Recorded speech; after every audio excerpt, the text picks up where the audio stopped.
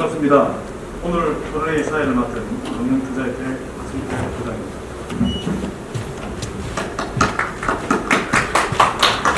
오늘 이 자리에는 대한민국 정권시장의 건전한 투자문화 조성과 자본시장 활성화를 고민하고 그 발전 방향을 모색하는 자리로서 오늘 참석해 주신 모든 분들께 감사드리며 토론회를 시작하겠습니다. 오늘 토론회는 더불어민주당 정무위원회 간사이신 김병욱 의원님, 그리고 정무위원회 위원이신 이정문 의원님, 금융투자협회가 공동으로 주최하는 행사입니다. 본 행사는 코로나19로 인해 방역을 준수하고 최소 인원으로 행사를 진행하며 토론회는 유튜브 채널 김병욱 TV에 업로드될 예정입니다. 이에 원활한 행사 진행을 위해 그에 맞춰 진행될 예정이오니 양해 말씀 부탁드리겠습니다. 본 행사에 들어가겠습니다. 먼저 국민 의례가 있겠습니다. 모두 일어나셔서 정면 우측에 국기를 향해 주시기 바랍니다. 국회에 대하여 경례.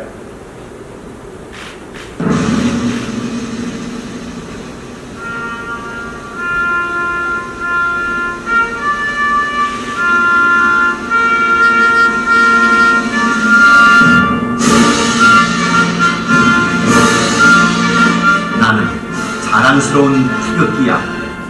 자유롭고 정의로운 대한민국의 무한 영광을 위하여 충성을 다할 것을 굳게 다짐합니다.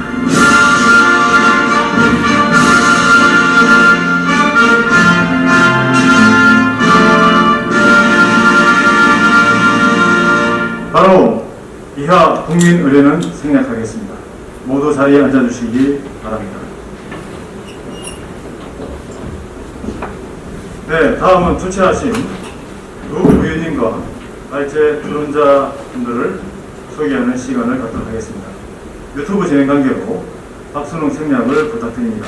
자리에서 간단히 인사를 해주시면 되겠습니다. 먼저 내빈 소개를 해드리겠습니다.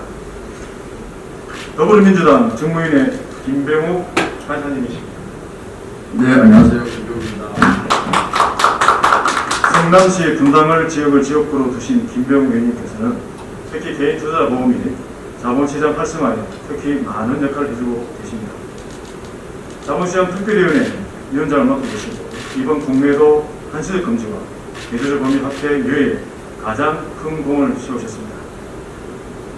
다음으로 더불어민주당 이정문 정무위원회 위원님 인사드리겠습니다. 이정문 의원님은 충남 천안시 병을 지역구로 두고 계시고 국회 예산결산특별위원으로서 천안의 발전을 위해 불철주야 활동하고 계십니다. 발표자를 소개해드리겠습니다. 발제자로서 인하대학교 법학전문대학원 성희활 교수님이십니다. 반갑습니다. 금융위원회 자산운용과 고상범 의원님이십니다. 금융감독원 자산운용감독국 박동호 국장님이십니다. 소비자보호원 금융보험팀 이명산 팀장님이십니다. 반갑습니다. 한국거래소 시장감시제도부 이성범 부장입니다. 참여연대 경제금융센터 실행위원 권호형 변호사님이십니다. 네, 감사드립니다. 본격적인 토론을 진행하기 전에 오늘 행사에 참석해주신 내빈 축하 말씀이 있겠습니다. 먼저 본 행사를 공동 주최해주신 더불어민주당 김병욱 정무위원회 간사님의 한해의 말씀을 듣도록 하겠습니다. 네, 다시 한번 인사드리겠습니다. 예, 국회 정무위원회에서 더불어민주당 간사를 맡고 있는 변호경원입니다. 2020년 올해는 우리나라 주식시장에서 아마 잊지 못할 한 해가 될 것으로 생각합니다. 코로나19의 확산으로 인해서 주가지수가 1,500포인트까지 하회하다가 오늘 아마 2,700을 넘어선 것 같습니다. 예, 2,700포인트를 상회하고 있습니다. 아마 전 세계에서 그래도 가장 반등의 폭이 큰 시장이지 않나 생각하고 그러한 과정에서 우리 개미 투자자들, 소위 말해서 동학개미들의 활발한 시장 참여가 가장 큰 원인이지 않았나 생각합니다. 우리나라 주식시장이 그동안에 사실 많이 소외를 받아왔다고 할까요? 조금 관심 밖의 시장이었다는 평가가 꽤 있습니다. 저도 20대 국회에서 들어와 보니까 증권계 출신으로서는 역대 최초의 국회의원이더라고요. 그래서 우리나라가 아주 압축 성장 과정에서 이 자본시장의 활성화로 인해서 이렇게 경제가 성장했는데, 자본시장의 꽃이라고 하는 주식시장에서 우리가 이 주식시장의 참 의미와 비중에 대해서 국회나 그다음에 업계 그리고 언론계 모두 이런 합의를 통해서 자본시장을 키워야 된다라는 공감대가 형성이 되었어야 되는데, 그러한 측면에서 사실 주식시장에 대해서 제대로 가치를 평가하지 못하고 있었다는 생각을 하고 있습니다. 그래서 제가 국회에서 다른 역할도 있겠지만 자본시장, 특히 주식시장 발전을 위해서 어떤 역할을 할 것인가라는 부분에서 초점을 맞춰서 많은 활동을 하고 있고요. 사실 최근 우리 문재인 정부 출범 이후에 증권시장 관련된 제도가 정말로 많이 개선됐습니다. 여러분도 아시다시피 증권거래소가 23년 만에 처음으로 인하를 했습니다. 그리고 올 7월 달에 금융세제 선진화 방안을 발표를 해서 2023년부터 자본이득 과세를 도입을 하고 그에 따른 비과세, 통상과세, 손실이익공제 그리고 거래세 인하를 0.15까지 인하하겠다는 발표도 했습니다. 그리고 올해 코로나로 인해서 주가 급락이 가속화될 수 있다는 우려 속에서 공매도를 한시적으로 금지 조치를 했고, 한 차례 더 연장해서 내년 3월 14일까지 공매도가 지금 금지가 되어 있습니다. 그리고 대주주 자격을 10억에서 3억으로 인하할 계획을 실행사항을 감안해서 2023년도까지 유예를 함으로 인해서 우리 주식시장을 둘러싼 제도 개선에 있어서는 아마 어느 정도보다도 가장 과감하고 폭넓게 제도 개선을 해온 시기가 최근 2년이었다고 저는 평가를 하고 싶습니다. 그럼에도 불구하고 우리 주식시장이 앞으로 헤쳐나가야 될 과제가 아주 많은데요. 저는 아까 저희가 이 토를 들어오기 전에 티타임을 잠시 가졌는데 그때도 그런 말씀이 많이 나왔습니다. 직접 투자가 좋으냐 간접 투자가 좋으냐 정답은 없다고 생각합니다. 하지만은 어느 정도 균형을 갖춘 시장의 구조를 봐야 되는데, 우리나라는 전 세계에서 가장 직접 투자 비중이 높은 그런 나라가 되어버렸습니다. 그동안에 펀드를 통한 시장 성장을 어느 정도 이뤘는데, 그 펀드를 설계하고 판매한 금융기관들의 신뢰가 떨어지다 보니까 지금은 펀드를 통한 간접 투자보다는 직접 투자를 많이 하고 있는 게 현 우리 시장의 상황이고요. 이 상황 속에서 개인 투자자들의 피해 또한 속출하고 있다고 생각합니다. 피해 사례들이 많이 들어오고 있는데요. 제가 보니까 지난 국감때 보니까 2015년에는 한 800건에서 작년에는 거의 13,000건, 올 7월 말도 한 8,000건 정도 피해 사례가 들어와 있더라고요. 그래서 이런 개인 투자자들의 활발한 참여로 인해서 시장이 활성화되는 건 좋은데, 또 한편 개인 투자자들의 정보를 제공한다는 취지로 다양한 방법의 불법에 가까운 형태 또한 이루어져 있는 것이 현실입니다. 소위 말해서 주식 리딩방이라고 하고, 또한 유튜브를 통해서 다양하게 투자자들한테 유인책을 펼치고 있는데요. 일정한 대가를 받지 않고 그런 것을 하기 때문에 아직은 감독을 못하고 있다. 이게 아마 금융당국의 공식적인 입장인 것 같습니다. 저도 이정호 의원과 함께 국감에서 이런 부분을 지적을 했었는데요. 하지만 이런 다양한 SNS 채널로 이런 투자 정보 또는 종목을 홍보하고 있는 채널 들어가 보면 앞광고라든지 뒷광고라든지 특히 조회수에 따라서 채널 운영자들한테 수익을 받고 있거든, 수익을 얻고 있습니다. 그래서 일정한 대가를 받는다라는 부분에 대한 해석을 계약자와의 직접적인 관계로만 한정하지 말고 폭넓게 해석을 한다 그러면 얼마든지 지금 투자자들의 피해를 초래하고 있는 SNS를 중심으로 한 다양한 투자자 유혹을 하는 이런 주식 리딩방에 대해서는 저는 충분한 규제가 가능하지 않을까라는 생각을 하고 있습니다. 저희가 주식시장을 발달시키기 위해서는 가장 중요한 것이 거래 과정에 있어서의 공정이라고 생각하거든요. 정보를 취득하는 과정, 그 정보를 갖고 주식을 거래하는 과정, 이런 부분에 대해서 공정한 질서가 담보가 되어야만 우리 시장의 지속 가능한 발전이 더 가속화된다고 생각합니다. 그래서 어떤 형식적인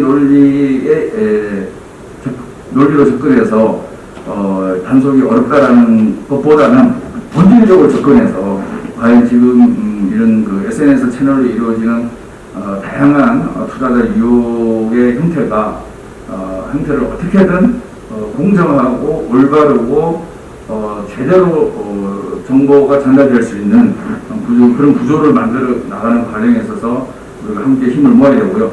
오늘 우리 성희아 교수님을 비롯해서 금융위, 금감원, 거래소, 그다음에 소비자 보호원, 또 참여연대까지 오셨기 때문에 모든 전문가들이 모인 아주 뜻깊은 토론이라고 생각합니다. 이 자리에서 정말 많은 대화, 토론을 통해서 좋은 결과가 나오기를 바라고요. 저희는 그 결과를 바탕으로 국회에서 입법과 정책으로 뒷받침하겠다는 말씀입니다. 네, 감사합니다. 고맙습니다. 네, 주중원 현장 말씀해주신 김배우 의원님 간사님께 감사의 말씀을 드립니다. 다음으로 토론회를 공동 주최해주신 더불어민주당 이정문 정무위원회 위원님의 한해의 말씀을 듣도록 하겠습니다. 네, 안녕하십니까. 반갑습니다. 더불어민주당 천안병 지역국회의원 이종문입니다. 먼저 유사투자자문제도 제도 개선 토론회를 존경하는 김병욱 위원님과 함께 개최하게 돼서 정말로 기쁘게 생각합니다. 토론회 준비를 위해 수고해주신 발제자, 토론자 등 관계자분들께도 큰 감사드립니다. 유사투자자문업이란 여러분들께서도 잘 아시겠지만 투자자문업자가 아닌 자가 일정한 대가를 받고 불특정 다수인을 대상으로 금융투자 상품에 대한 투자 판단 또는 금융투자 상품의 가치에 관해서 행하는 투자 조언을 말합니다. 물론 이제 그분들 중에는 전문성 있는 분들도 있지만 또 전문성이 없는 분들도 많다 보니까 여러 가지 문제가 발생하는데요. 그러다 보니까 2016년도에는 이른바 청담동 주식부자 사건이 터지면서 수많은 피해자가 생긴 바도 있습니다. 이후 유사투자 자문업에 대한 금융당국의 허술한 관리 감독이 도마에 올라 금융위원회에서는 2018년 관련 법을 개정해서 유사투자 자문업 신고 결정 조건을 신설하고 신고 이후 영업 가능 유효기간을 제한하는 등 최선의 관리 감독을 위한 방안을 마련했지만 여전히 그 관리 감독이 충분히 이루어지지 않고 있는 상황입니다. 특히 지금 코로나19 팬데믹으로 전 세계 주식 하락세에 따라 주식의 투자에 소득을 올리려는 경향으로 젊은 세대들은 지금 마이너스 통장까지 끌어다가 주식을 사모으고 있는 상황 속에서 비대면 사업까지 활성화되고 또 되면서 카카오 오픈 채팅방에는 소위 주식 리딩방이라는 방이 성행을 해서 유사투자 자문업이 여러 매체를 통해서 지금 운영이 되고 있는 상황입니다. 현행법상 유사투자 자문업자는 금융당국에 신고만 하면 설립할 수 있고 별도의 설립 요건이 없어 또 불법 행위나 피해 사례가 발생해도 금융당국의 관리감독 대상에서 제외가 되기 때문에 그동안 피해 구제가 제대로 이루어지지 않은 상황이 있습니다. 이에 성행하고 있는 유사투자 자문업의 체계적인 관리 감독을 위한 금융당국의 발빠른 대응이 필요하다고 하겠습니다. 그래서 아까 김병욱 위원님께서도 말씀하셨지만 저도 이와 관련해서 이번 국감에서 유사투자 자문업에 관한 문제점을 지적을 한 바 있고 관리당국의 대응을 촉구한 바도 있었습니다.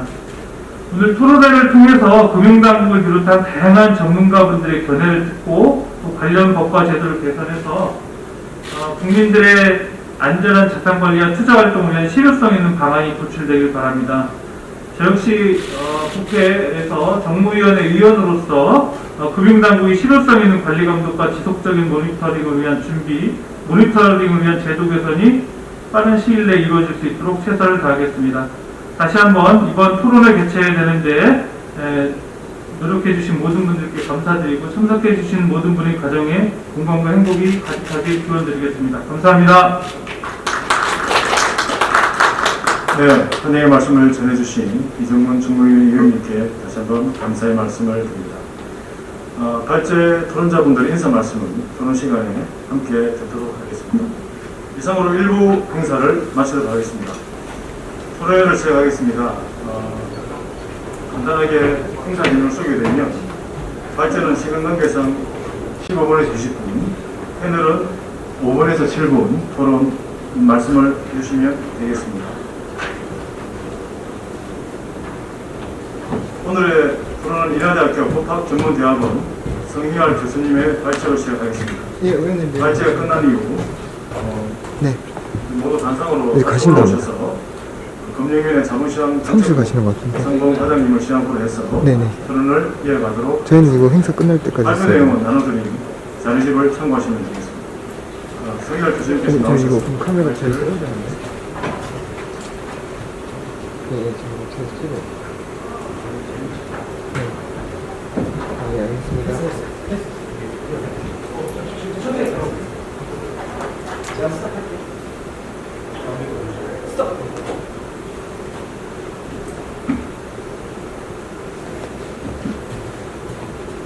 안녕하십니까. 인하대학교 법학전문대학원의 성현 교수입니다. 오늘 유사투자자문업 관련한 정책 토론회를 개최해 주시고 이 귀중한 자리에 발제자로 초청하여 주신 김병욱 국회의원님과 이정문 국회의원님께 감사를 드립니다. 그리고 장소를 제공해 주시고 또 여러 행사를 진행해 주신 금융투자협회 우리 나재철 금융투자협회 회장님께 감사를 드립니다. 지금부터 유사투자자문업 규제 방안이라는 주제로 제 발제를 시작하도록 하겠습니다. 순서는 먼저 현황과 그다음에 이제 문제점과 규제 필요성 그리고 외국 입법례를 살펴보고 그리고 이어서 구체적인 규제 방안을 한번 제안 드리는 것으로 하겠습니다.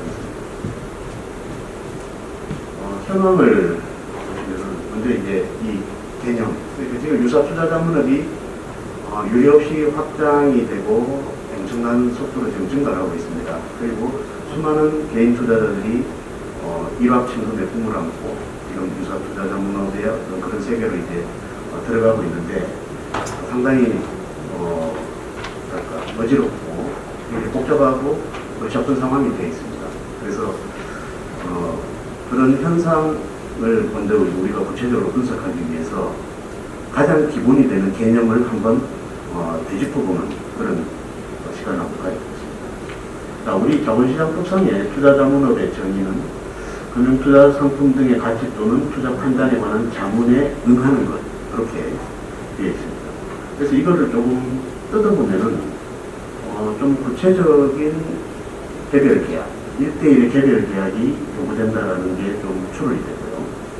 그 다음에 투자자의 자문에 수동적으로 대응을 한다라는 그런 문맥이 좀 있습니다. 물론 그렇다고 해서 투자자문업자들이 전혀 권유행위도 못하느냐 그런 건 아니겠죠. 계약에 있어서 청약과 승낙이라는 계약의 어떤 요소가 있다면 또 청약의 권유에 해당하는 행동도 있기 때문에 그런 측면에서 저거를 너무 자꾸로 자문에 응하는 수동적인 행위만 허용이 된다 이렇게 이제 볼 건 아닌 것 같습니다. 이렇게 투자자문업을 정의를 해놓고 그 다음에 이제 유사투자자문업이 97년부터 이제 그 어떤 사설 그런 부티크라고 할까 이런 정보 제공업체들 그런 양성화를 위해서 유사투자자문업을 도입을 했습니다. 그 증권거래법에. 그리고 현재 자본시장법에 정의되어 있는 유사투자자문업의 정의를 법률과 시행령을 합해서 이렇게 보면은 불특정 다수인을 대상으로 발행, 송신되고 불특정 다수인이 수시로 구입 또는 수신할 수 있는 간행물, 주판물 등을 통하여 투자 판단 또는 가치에 관하여 투자자문업자 외의자가 일정한 대가를 받고 행하는 투자조문 이렇게 되어 있습니다. 그래서 보통 그 유사투자자문업에 관한 많은 물건들이 투자자문업은 1대1의 계약이고 유사투자자문업은 1대 다의 계약이다라고 이제 이렇게 하고 있는데 1대 다라는 것만으로는 유사투자자문업의 특성이 정확히 밝혀지지는 않는 것 같습니다. 제가 봤을 때 가장 핵심적인 개념 요소는 불특정이라는 거죠. 불특정이고 그 사람들이 수시로 구입 가능하고 그랬을 때 이게 법이 지금 상정하고 있는 유사투자자문업에 정의에 해당되는 게 아닌가 생각이 됩니다. 한마디로 제일 우리가 쉽게 생각해 볼 수 있는 것은 신문 가판대죠. 지나가면서 가판대에서 수시로 신문을 사볼 수 있는 이런 것들이 지금 불특정 다수인이 수시로 구입 가능한 것이라는 그 개념에 좀 적합한 행위가 아닌가라는 생각이 들었습니다. 이런 측면에서 봤을 때 단체 대화방, 리빙방이 과연 불특정 다수인 대상의 그런 공간인가, 그렇다고 보기가 좀 어렵죠.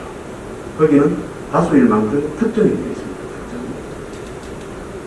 그 다음에 이제 구체적 개별적 계약 없이 수시로 구매 가능해야 되는데, 지금 단체 대화방에 리딩방에 가입하려면 어떤 그 멤버십이나 그런 계약 관계, 이런 것들이 우리가 신문 가판대에서 신문을 사듯이 수시로 구매 가능한, 여기서 수시라는 것은 아무 때나죠. 아무 때나 구매 가능한 서비스인가, 여기에도 조금 맞지 않는 것 같습니다.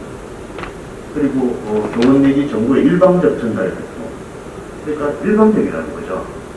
자문의 투자자문업처럼 자문에 응하고 쌍방향적인 소통이 아니라 일방적으로 전달할 뿐이고 투자자들은 수동적으로 받는 행위밖에 없는데, 실제 단체 대화방에서 이루어지는 것들은 쌍방향적인 요소도 꽤 많이 보이는 것 같습니다.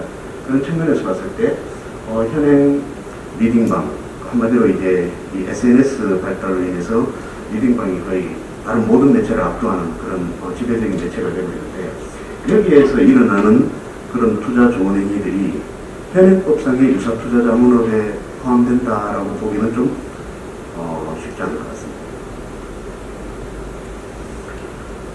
이 투자자문이나 조언 관련 서비스 유형을 한번 몇 가지로 분류를 한번 해봤습니다.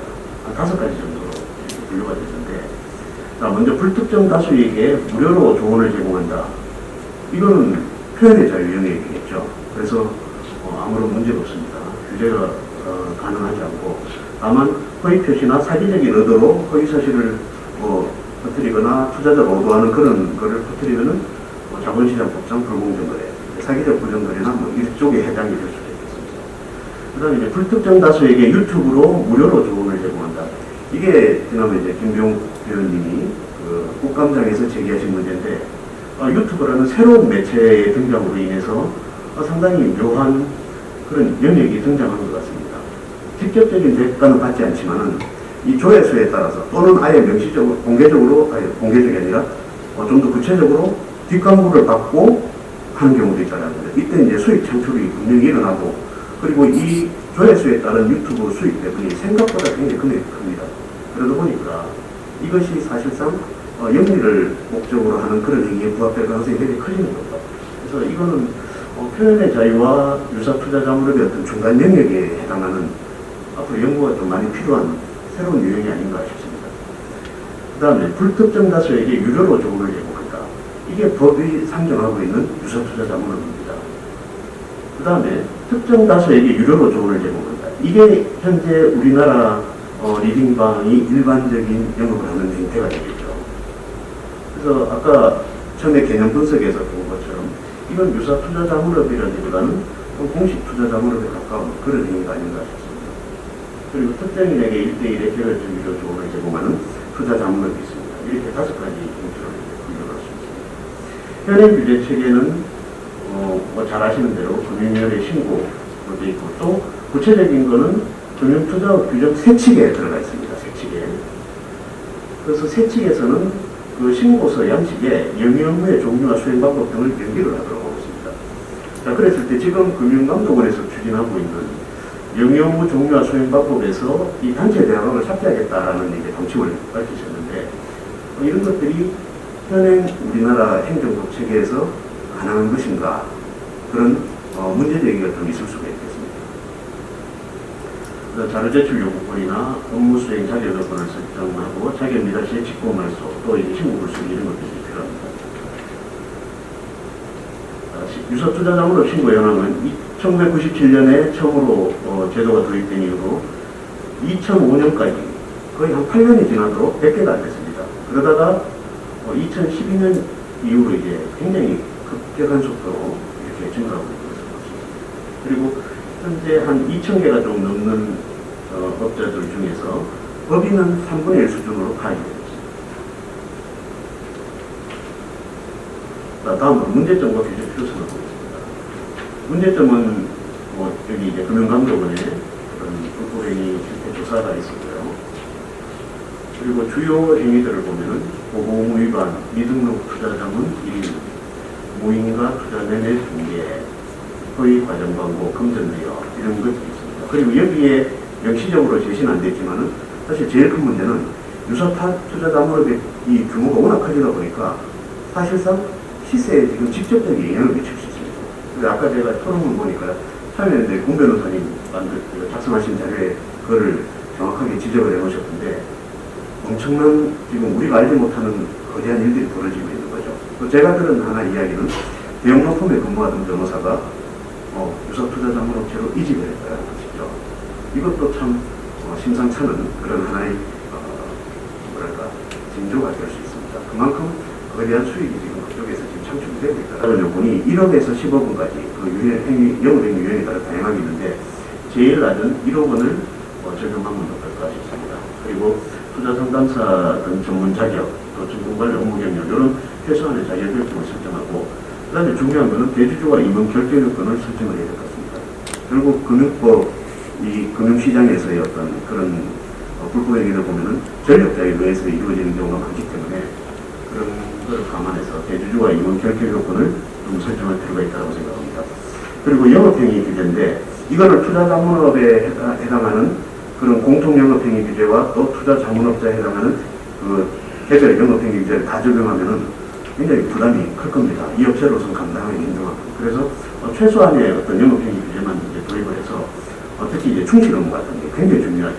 지금은 리빙방 운영자와 고객 간 그리고 또 VIP 회원과 일반 회원 간의 어떤 차별 대우 이런 것들이 있어서 상당히 충실 업무 관점에서 보면 참 굉장히 곤란한 그런 상황들이 발생하고 있습니다. 그리고 투자자문업자의 불건전 영업행위 금지 규정이 있습니다.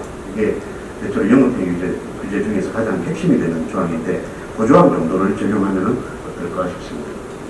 그리고 부당 광고를 규제하고 그 다음에 이제 약관의 명시 설명 의무를 도입해서 이 보험 계약에서 굉장히 중요한 부분이죠. 이게 그래서 약관상 중요 거래 조건, 특히 정보 이용료나 해지, 환불 이런 조건들에 대해서 설명 의무를 좀 명시적으로 부여할 필요가 있다고 생각이 되고 그리고 전자상거래법과 같이 7일 이내에 청약 철회권도 인정을 할 필요가 있다고 생각이 됩니다. 그리고 공정위에서 나온 어떤 보고서를 하나 봤는데 거기에 인허가 보증보험을 의무화하는 방안을 제시해놨는데 좀 그럴 것 같더라고요. 이게 어떤 감독당국의 직권 말소나 또 여기 또 자신들의 스스로의 어떤 자진 폐업 이런 거로 인해서 이미 선불로 다 받아놓고는 갑자기 사라져버린다는 거죠. 그랬을 경우에 투자자들에게 미치는 피해가 굉장히 크기 때문에 그를 인허가 보증보험으로 최소한의 그런 커버를 하면 어떨까 싶습니다. 그리고 그 새로운 그 신종 뭐랄까 이 투자자문 행위라고 하는 유튜버 이쪽인데 요거는 처음에 모두에서 말씀드린 것처럼 표현의 자유와 유사 투자자문업의 중간인 영역입니다. 그래서 지금 현재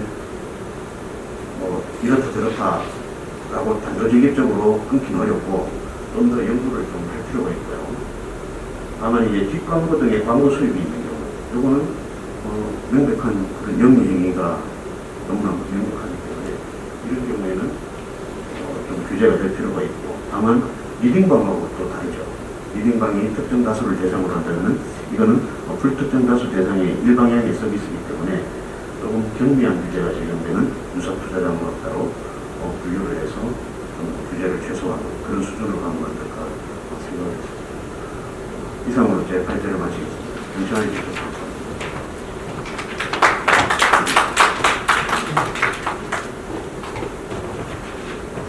네, 장시간 심도 있는 발제를 해주신 승열 교수님께 진심으로 감사드립니다. 이어서 본격적인 토론회 시간으로 가겠습니다. 모든 토론 패널분께서는 단상에 앞으로 자리해 주시면 감사하겠습니다.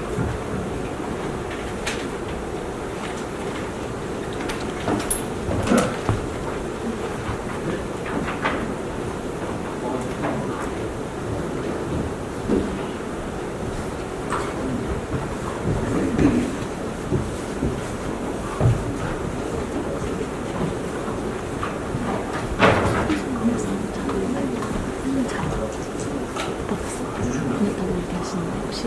그거 파일 깨져서 말씀드렸었어요.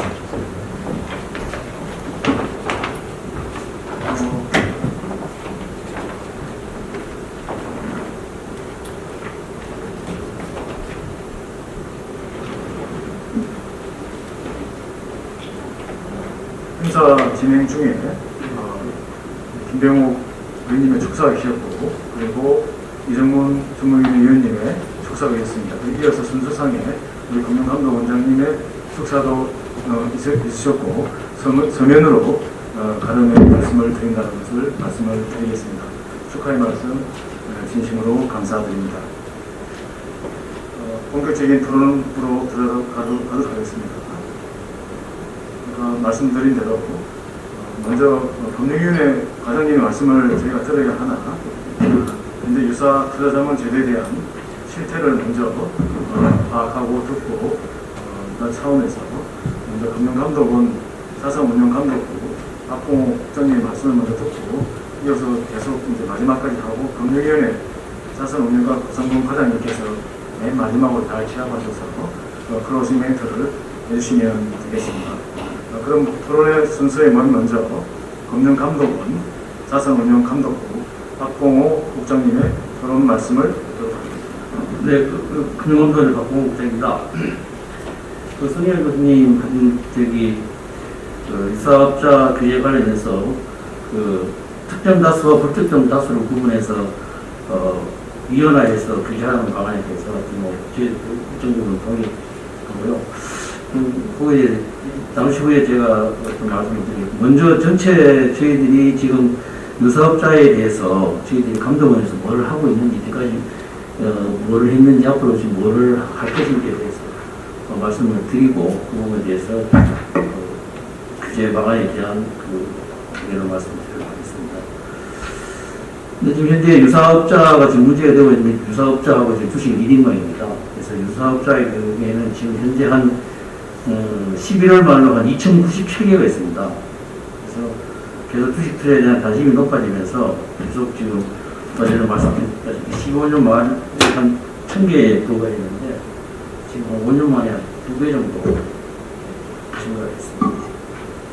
그 다음 최근에 이제 갑자기 이제 문제가 된 주식 1인간에 갑자기 나온 건 아닙니다만 최근에 더더욱이 크게 문제가 불거졌는데 다들 아시다시피 카카오톡이나 채팅방을 통해서 자칭 이제 주식 전문가가 실시간으로 특정 종목 주식을 이제 매매하도록 추천하는 그런 말입니다. 그래서 지금 현재 운영 현황을 보면은 금융회사가 아닌 사업자 또는 일반 개인이 지금 운영하는데 대부분은 지금 일반 개인이 운영하는 걸로 이렇게 추정이 됩니다. 현재 저희들 한 500개 이상의 아마 리딩방이 운영되는 것으로 그렇게 추정이 되고 있습니다. 영업 형태를 보면 주로 이제 무료 채팅방이나 아니면 스팸 문자를 통해서 고수익을 홍보하면서 유료 회원 가입을 유도합니다. 처음에는 무료로 하다가 왜냐면 무료 주식 리딩 체험 제공 등을 통해서 관심을 보이면은 투자 대상으로 이제 고급 정보 제공을 미끼로 해서 평균 한 몇백만 원 됩니다. 수백만 원의 이용료를 지원하는 유료 회원 가입을 권유합니다. 그래서 저희들이 보니까 한국소비자원에서 분석한 거 보면은 작년 19년대 보면은 평균 373만 원이고요. 그럼 최고는 3,600만 원 같은 것도 합니다. 유료원에 가입하면은 이제 매니저, 팀장, 애널리스트 등으로 불리는 업체 직원들이 이제 특정 주식 매매를 추천합니다. 결국은 이거 주식 리딩하는 거 불법 1대1 투자 자문입니다. 개별 종목에 대해서 1대1로 개별 종목을 추천하고 하는 거기 때문에 유사업자의 범위에서는 면밀히 벗어나는 그런 영업 형태라고 보입니다. 주요 불법 행위 및 소비자 피해 유형을 보면 크게 이제 투자 손실 문제 있을 수가 있고, 그 다음에 무등록 투자 자문, 그 다음에 거의 가장 광고, 그 다음에 아까 전에 말씀하신 대로 환불 지연이나 거부, 그 다음에 또 이제 이거는 그렇게 많지는 않습니다만 주가 조작도 같이 연루가 될 수 있고요. 그렇습니다. 소비자 피해량을 보면은 소비자원에 접수된 주식 정보 서비스 피해가 한 작년 한 3,200건 정도가 된다고 합니다.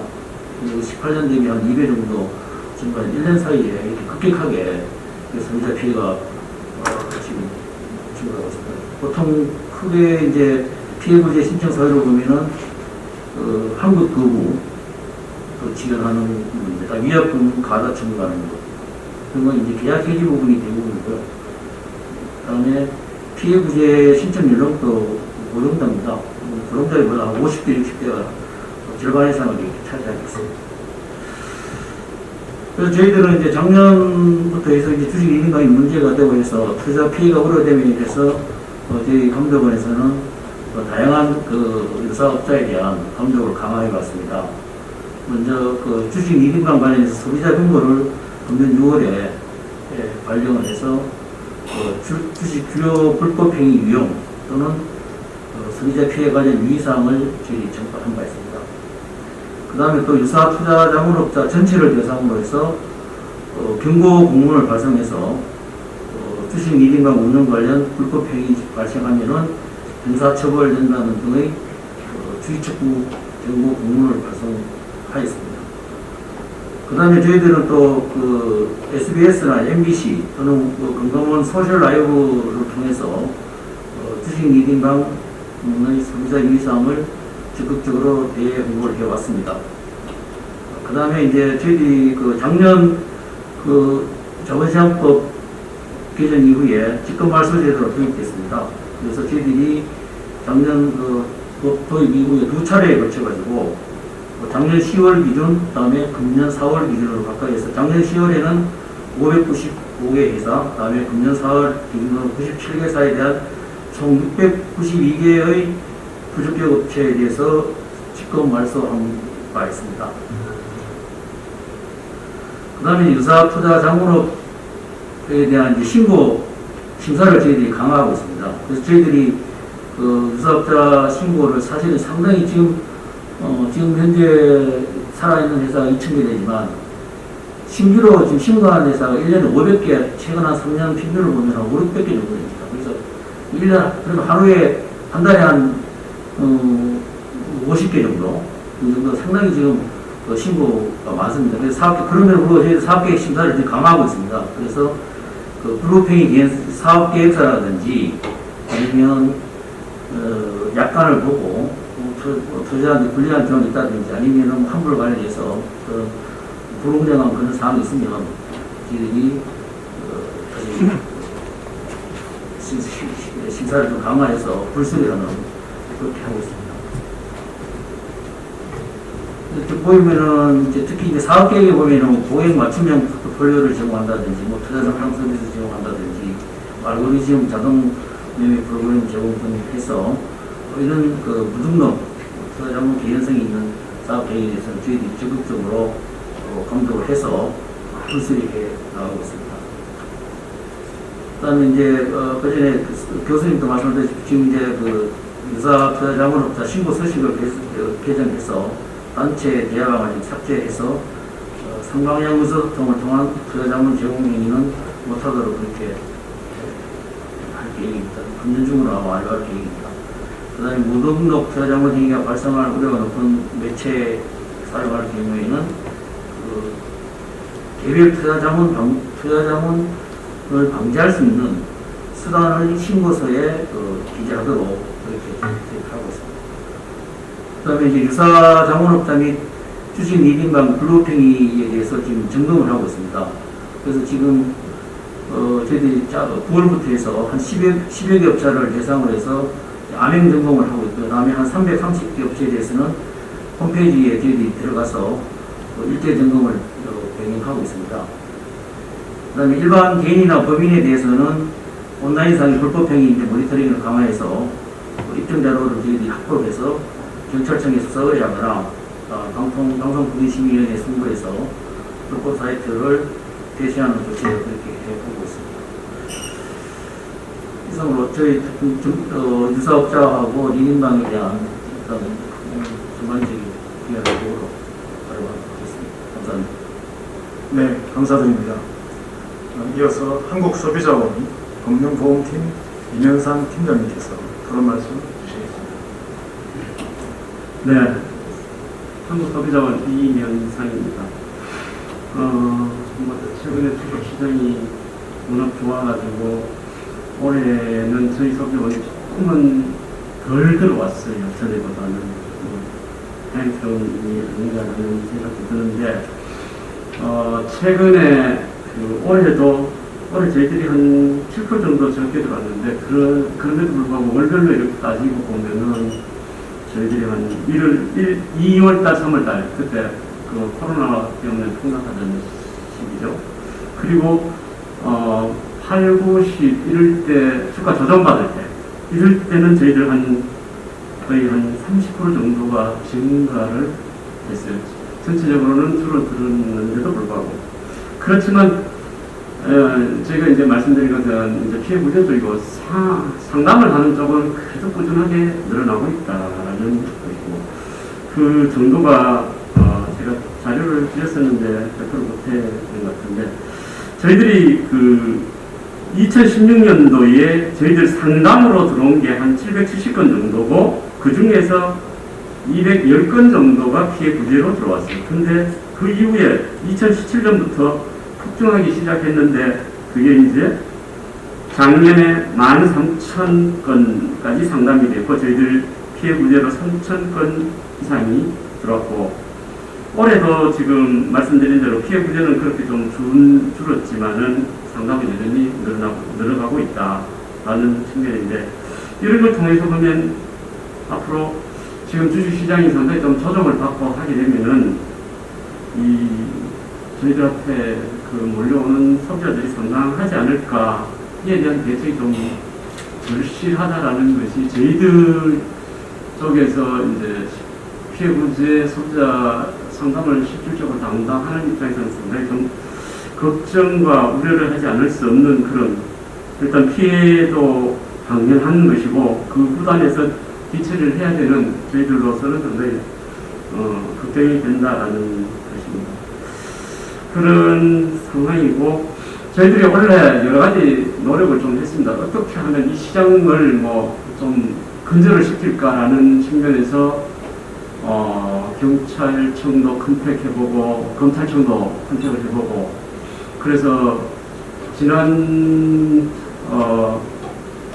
9월달에 검찰청에 중앙지검에 한 5천여 건을 저희들을 그 자료를 갖다 드렸어요. 그런데 생각보다 그것을 사건화하는데 조금 이게 지금 현재 법이 불비하니까 이걸 걸어서 어떻게 작업하기가 생각보다 쉽지 않은 것 같더라고요. 그래서 지금 현재까지는 그다지 어떤 큰 진도를 보지를 못하고 있습니다. 그런 상황이라는 것을 느끼면서 저희들은 제도에 대한 필요성을 느끼지 않을 수가 없고 그런 상황입니다. 그래서 아까 감독원의 국장께서 말씀하셨지만 저희 원에 들어온 것 지금 무엇보다 이제 계약 저희들이 그래도 좀 이게 초보적인 것은 저희들한테 밀어 들어오는 것이 투자에 대한 손해를 배상해 달라는 것까지는 가지는 않아요. 다만 이제 내가 이용을 해보니까 당초에 그 유도했던 것과는 달라서 해약해달라. 그러니까 내가 냈던 돈 돌려달라는 수준이 저희들 대부분에서 그나마 다행인데, 이게 지금 최근에 이제 등장하는 게 수익률 보장을 해놓고 왜 이게 안 됐으면은 수익률 안 된 거 아니냐. 그러니까 그러면 이제 전에 그 수수료 환급해달라라는 것 때문에 이제 수익률을 가지고 이제 바꾸는 일이 벌어지고 있습니다. 그렇게 좀 진전되어 가고 있다라는 말씀을 드리고, 아까 말씀드렸듯이 저희한테 들어오는 것이 50대, 60대 퇴직이나 은퇴를 앞둔 분들이 많고, 최근에